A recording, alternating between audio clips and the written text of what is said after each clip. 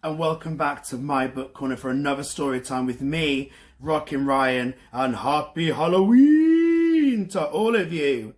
I hope you are having the best day and had lots and lots of fun already celebrating. I spent my morning going for a spooky walk at Delapre Abbey, and I've come home, and now it is time for me and Mag and the Dragon to read to you another spooky story. And I have chosen a story today called The Great Monster Hunt, and it is written by Norbert Lander and Tim Warnes, and it's all about a very spooky noise that gets all of the animals in the wood rumbled. But what could it be? Shall we find out? I think it's time we're turning our listening ears. Click! Get nice and comfy. Today I am wearing my vampire costume. Are you ready? Here we go. The Great Monster Hunt. Early one morning, a funny noise woke up Duck. It sounded like psh, psh, and it came from right under the bed. Duck was not quite sure what it was, and she was much too afraid to look. Instead, she jumped out of bed and ran for help. "Peg!" Duck yelled.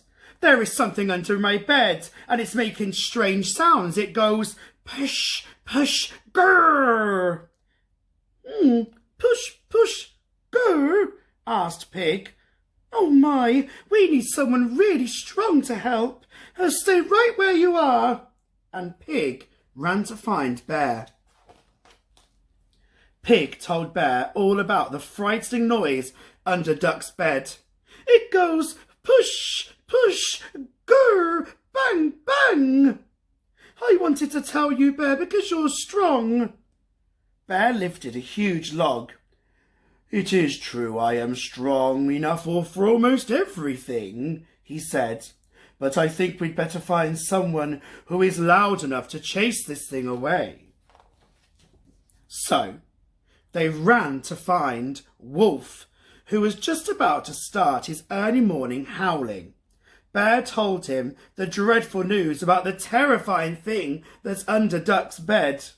"It goes push, push, grr, bang, bang, pang, pang. All the time," Bear said. "We thought you could help us frighten it away." "Oh, yes, I can," Wolf proudly said. "There is no match for what I can do. Just listen. Ow!" Can you do a big werewolf sound? After 3, I want to hear you do a great big ow! Are you ready? 1, 2, 3. Woo! That would definitely scare whatever is under Duck's bed. But maybe we also need help from someone really clever. So they ran to find Owl. "Listen," Wolf said. "There is a dreadful and terrifying sound under Duck's bed. It goes pish, pish, grr, bang, bang, pam, pam, growl." Owl was lost for words. "Oh, we thought you might know what it was," Pig said, "because you were so clever." Owl said, "Clever? Yes, that's what I am. So I can tell you one thing. Duck is in great danger." Pig, Bear, and Wolf huddled closer together. "Are you sure?" they asked. "Oh, yes," Owl said. "Can you imagine anything kind and cuddly making such a noise?" "Oh, it must be a monster," yelled Pig. "Oh, what are we going to do?" "The only way to deal with a monster," Owl said, "is to trap it." Clever Owl. So the animals set about gathering rope and nets and using pokey things. Then the 4 of them bravely set off towards Duck's house. Look at all the things they've got. Spoons, whisks, forks, lanterns, ropes, and even an umbrella. "Oh!" yelled Werewolf. Owl led the way because trapping the monster was his very clever idea. Next came Wolf, howling loudly. Then came Bear with his monster buster stick.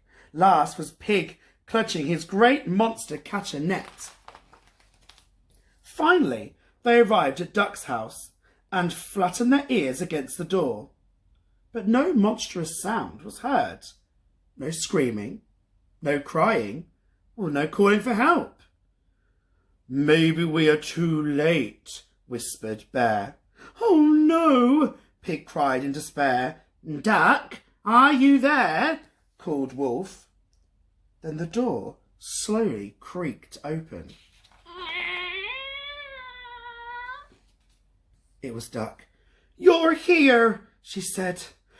"Duck, you are in great danger," whispered Bear. "There's a monster under your bed," cried Pig. Duck looked fit to faint. A monster?" she whimpered. "How do you know?" "Because it goes push, push, grr, bang, bang, pam, pam, growl," Pig yelled.